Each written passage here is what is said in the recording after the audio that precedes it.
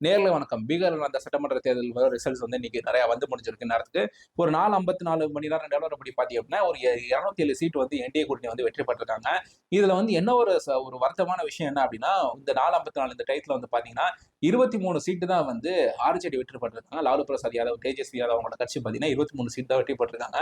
அங்க பீகார்ல வந்து எதிர்க்கட்சி ஆகிறதுக்கு 25 சீட் வேணும்.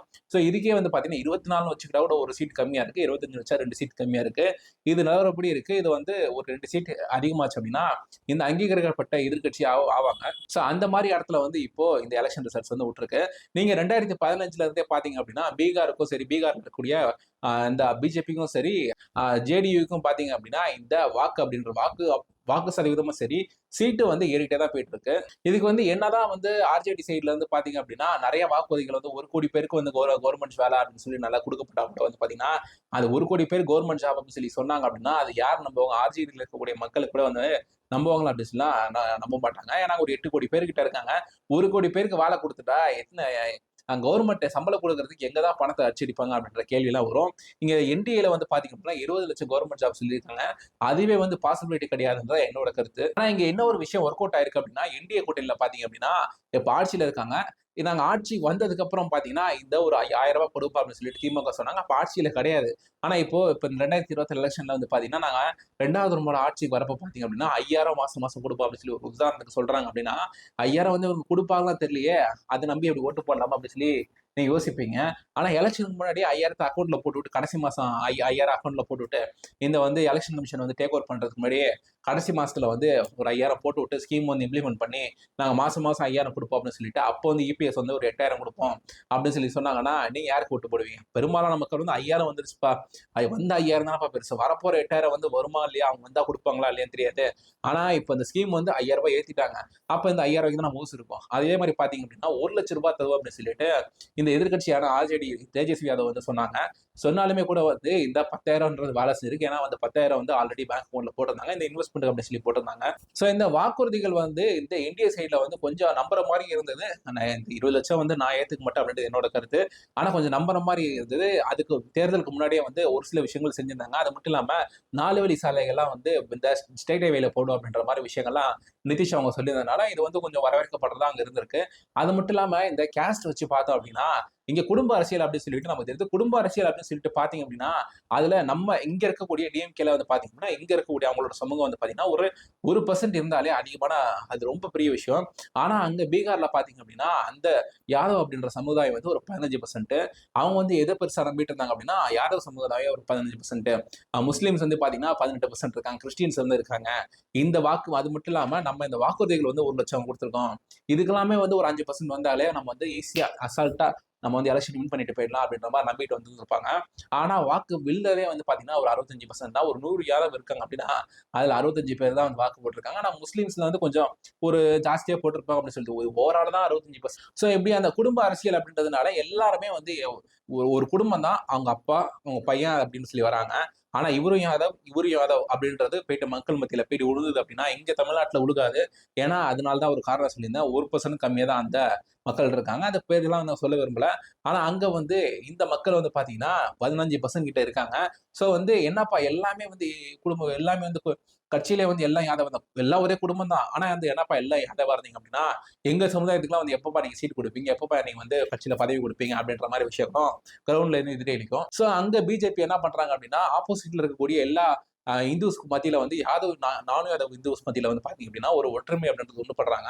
இப்ப வந்து ரிப்போர்ட்ஸ் வரைக்கும் வந்து பாத்தீங்கன்னா யாதவ் மட்டும் இல்லாம வந்து பாத்தீங்கன்னா இருக்கக்கூடிய ஆப்போசிட்ல இருக்கக்கூடிய எல்லா சமூகத்திலும் வந்து பாத்தீங்கன்னா ஒரு 30 ஒரு 100 மக்கள் இருக்காங்க. ஆனா ஒரு ஆப்போசிட்ல இருக்கக்கூடிய ஒரு சமூகம் வந்து பாத்தீங்கன்னா அதுல ஒரு 70% வரைக்கும் 65ல இருந்து 70% வரைக்கும் பிஜேபி கூட்டணிக்கு ஓட்டு விழுந்திருக்கு அப்படின்னு சொல்லி பாக்குறோம். அதே தான் நீங்க இங்க கூட ஒரு தமிழ்நாட்டுல ஒரு எக்ஸாம்பிள் சொல்லணும் அப்படின்னா கடலூர்ல வந்து பாத்தீங்க அப்படின்னா 2021ல 10.5% இடஒதுக்கீடு கொடுத்தாங்க. பாமக வந்து அதிமுக கூட்டணியில இருந்தாங்க. அது இருஜாதி கட்சி அப்படின்னு சொல்லிட்டு ரவீந்திர துரைசாமி அவங்க வந்து எல்லாம் சொல்றதை நம்ம பார்த்துட்டு இருப்போம். சோ வந்து அப்போ அங்க மக்கள் மத்தியில வந்து அதிருப்தி உண்டாகுது. அப்போ அந்த கடலூர் பகுதியில் வந்து பாத்தீங்கன்னா ஒரு 35ல இருந்து 40% அந்த தொகுதியில ஒரு 35-40% வந்து மக்கள் வன்னியர் மக்கள் வாழ்வாங்க அப்படின்னு சொல்லி சொல்றாங்க. சோ இந்த ஆப்போசிட்ல இருக்கக்கூடிய இந்த ஜாதி மக்களுக்கு எல்லாம் வந்து ஒரு அதிருப்தி ஒன்று உண்டாகுது. திமுகவுக்கும் வன்னியர் ஓட்டு போக தான் செய்யும். ஆப்போசிட்ல இருக்கக்கூடிய வாக்கு வந்து இந்த அதிமுக கூட்டணி போக தான் செய்யும். ஆனா இந்த ஆப்போசிட்ல வந்து போறது வந்து கம்மியா தான் போகுது அப்படின்னு சொல்லி தெரிஞ்சு என்ன பண்றாங்க, திமுக கூட்டணியில அங்க வந்து ஆப்போசிட்ல பரையர் வந்திருக்காங்க. அந்த சமூகத்துல இருந்து ஒரு கேண்டிடேட் நிப்பாட்டாம பொது சமூகத்துல இருந்து ஒரு கேண்டிடேட் நிப்பாட்டுறதுனால ஆப்போசிட்ல இருக்கக்கூடிய வந்து பாத்தீங்க அப்படின்னா இந்த எல்லா மக்களும் வந்து ஒன்றிணைஞ்சு வாக்கு செலுத்துறாங்க. அது கூட வந்து பாத்தீங்கன்னா அந்த தொகுதியில அந்த கேண்டிடேட்டோட சமூகம் வந்து பாத்தீங்கன்னா ஒரு 2-3% இருக்கிறப்ப பாத்தீங்க அப்படின்னா இது எல்லாமே வந்து கன்சல்டேட் இவருக்கு வந்து வெற்றி பெறாங்க. அதே மாதிரி தான் அங்க பிஜேபிக்கு வந்து பாத்தீங்கன்னா ஒர்க் அவுட் ஆயிருக்கு அப்படின்ற மாதிரி சொல்றாங்க. ஆனா ஒரு விஷயம் மட்டும் சொல்லணும்னா யாருமே வந்து இவ்வளவு பெருசா வந்து மேண்டேட் கொடுப்பாங்க அப்படின்னு சொல்லி தெரியாது. என்னப்பா இங்க வந்து எக்ஸிட் போல் வேர்டே வந்து பாத்தீங்கன்னா தாண்டி வந்துட்டாங்க அப்படி கேட்டீங்கன்னா, எக்ஸிட் போல் வந்து இப்போ ராஷ்டிரிய ஜனதா தள வந்து பகவந்தர் கூட்டணி வந்து ஆட்சி அமைப்பாங்க அப்படின்னு சொல்லி சொன்னதுக்கு அப்புறம் இவங்க ஆட்சி அமைச்சதால வந்து பாத்தீங்கன்னா எலெக்ஷன் இந்த எக்ஸிட் போலே வந்து மீறி வெற்றி பெற்றாங்க அப்படின்னு சொல்லி சொல்லலாம். ஆனா எலெக்ஷன் எக்ஸிட் போலே வந்து பாத்தீங்க அப்படின்னா அதிகபட்சம் வந்து 170 வந்து சாணக்கியா அப்படின்னு சொல்லிட்டு ஒரு கருத்து கணிப்பு நினைக்கிறேன். அதுல வந்து 170 சீட் கொடுத்தாங்க. சோ இது வந்து 160 ஆவரேஜா இருக்கு. இது வந்து ஒரு எக்ஸிட் போலே தாண்டிட்டா வந்துட்டாங்க அப்படின்னு சொல்லி சொல்ல முடியாது. ஒரு 1% வந்து வாக்கு அப்படின்றது அந்த எக்ஸிட் போல்ல வந்து பாத்தீங்கன்னா பிளஸ் ஆர் மைனஸ் 3% தான் சொல்லி கொடுப்பாங்க. ரங்கராஜ் பாண்டியா அவங்களோட கருத்து கணிப்புல அதுல நான் வந்து கடைசியா இருந்த கருத்து கணிக்கிறேன். அதுக்கு முன்னாடி வந்து 2 கருத்து கணிப்புல நான் வந்து கிரவுண்ட் வந்து வேலை செஞ்சிருக்கேன். அதை பத்தி ஒரு ரிவ்யூ போடுறேன். ஸோ சேனலுக்கு சப்ஸ்கிரைப் பண்ணிட்டு அந்த பெல் ஐக்கான ப்ரெஸ் பண்ணிக்கோங்க. ஸோ இந்த பீகார்ல நடந்த சட்டமன்ற தேர்தல் முடிஞ்சிருச்சு. பீகார்ல என்டிஏ கூட்டணி அப்படின்றத வெற்றி பெற்றாங்க. ஒரு தெரியும் இந்த கூட்டணி கட்சி ஒரு தானே இந்த என்டிஏ அப்படின்றத வெற்றி பெறப்ப பாத்தீங்கன்னா அதுக்கு அடுத்த வர எலெக்ஷன்ல வந்து பாத்தீங்கன்னா அந்த ஒரு நேஷனல் பார்ட்டியா இருக்காங்க. நேஷனல் லெவல் எல்லா கட்சி எல்லா மாநிலத்திலும் இருக்காங்க. ஸோ இப்போ பீகார்ல வெற்றி பெற்றதுனால அடுத்து வந்து பாத்தீங்கன்னா வெஸ்ட் பெங்கால், தமிழ்நாடு இருந்து போடுற மாநிலங்களுக்கு எலெக்ஷன் வந்து நடக்கும். கேரளா எலெக்ஷன் நடக்கும். ஸோ இப்போ வந்து பாத்தீங்கன்னா அடுத்து நாங்க இப்போ கடைசியா நாங்க தான் வெற்றி பெற்றோம்ப்பா, நாங்க தான் வெற்றி பெற போறோம் அப்படின்ற மாதிரி ஒரு பெர்செப்ஷன் அப்படின்றது உண்டாகும். அந்த பெர்செப்ஷன் அப்படின்றது தமிழ்நாட்டில் வரும். ஸோ வந்து இந்த பெர்செப்ஷன் மூலியமா விஜய் அவங்களை வந்து மீண்டும் விளக்க ட்ரை பண்றதுக்கான வாய்ப்பு இருக்கு தமிழ்நாட்டுல. இவங்க கூப்பிடதான் செய்வாங்க. அவங்க வருவாங்களா அப்படின்றத வெயிட் பண்ணி தான் பார்க்கணும். சோ இப்போ இதுல என்ன முக்கியமான விஷயம் அப்படின்னா 2025 இந்த ஏப்ரல் மாசம் வந்து பாத்தீங்க அப்படின்னா எடப்பாடி கே பழனிசாமி அவங்க இந்த பாஜக கூட்டணி போயிட்டு என்டிஏ கூட்டணி வைக்கிறப்ப பாத்தீங்க அப்படின்னா அவர் வச்ச டிமாண்ட் அப்படின்னு சொல்லிட்டு அப்போ வந்து ஜூனியர் கூட்டணியில எல்லாம் எழுதப்பட்டது என்ன அப்படின்னா, நீங்க வந்து நாங்க இந்த கூட்டணிக்கு வர ரெடி, ஆனா நாங்க கூட்டணிக்கு வந்ததுக்கு அப்புறம் எங்களை வந்து நீங்க ஆப்போசிட்ல இருக்கக்கூடிய இந்த பவர் சென்டர்ஸை வந்து நீங்க கவனிச்சு விட்டீங்கன்னா, இப்போ ஒரு எக்ஸாம்பிளுக்கு வந்து இப்போ ரீசெண்டா KN அவங்களை வந்து பார்த்திருந்தாங்க.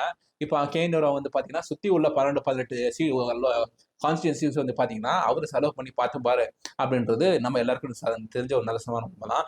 இப்போ இந்த ஒரு விஷயம் வந்திருக்குன்னா 44 லட்சம் வரைக்கும் திருப்பதி கொடுத்துருக்காங்க அப்படின்ற மாதிரி தெரியுது. அதுக்கு அவர் ரிப்ளை கொடுத்திருந்தா அதை பத்தி பின்னாடி ஒரு வீடியோல பார்ப்போம். ஸோ இந்த மாதிரி பெரிய பெரிய ஆட்களை வந்து இந்த மாதிரி சின்ன சின்ன விஷயத்தினால பிளாக் பண்ணாங்க அப்படின்னா, ஏற்கனவே ஒரு மார்ச்சுரியில போயிட்டு ஒருத்தரோட மார்ச்சுரியில போயிட்டு ஹாஸ்பிட்டலோட மார்ச்சுரியில போயிட்டு அமௌண்ட் வந்து எடுத்துட்டு வந்தாங்க. அதுக்கப்புறம் ஒரு பெரிய அளவு செலவு பண்றதில்ல அப்படின்னு சொல்லிட்டு ஒரு செய்திகள்லாம் வர இப்போ அடுத்து ஒரு பவர் சென்டரா இருக்கக்கூடிய KN அவங்கள மேல ஒரு ரைடு பண்ணியிருக்காங்க. அவர் பண்ண தப்புக்கு ரைட் பண்ணியிருக்காங்க. ஆனா அரசியல்ல வந்து இதெல்லாம் யூஸ் பண்ணிக்க தான் செய்வாங்க. ஸோ இப்போ தமிழகத்துல அடுத்து பாத்தீங்கன்னா இப்போ பீகார் எலெக்ஷன் முடிஞ்சதுனால ஃபுல் கான்சன்ட்ரேஷன் வந்து தமிழ்நாடு, வெஸ்ட் பெங்கால்ல வந்து போடுவாங்க சொல்லி சொல்றாங்க. இது எந்த அளவுக்கு அவங்க பண்ண போறாங்க அப்படின்றது வெயிட் பண்ணி தான் பார்க்கணும். ஏன்னா இதுக்கு முன்னாடி நடந்தப்பெல்லாம் பாத்தீங்க அப்படின்னா மணல் கொலைகள்லாம் ரெய்டு வந்ததுனாங்க.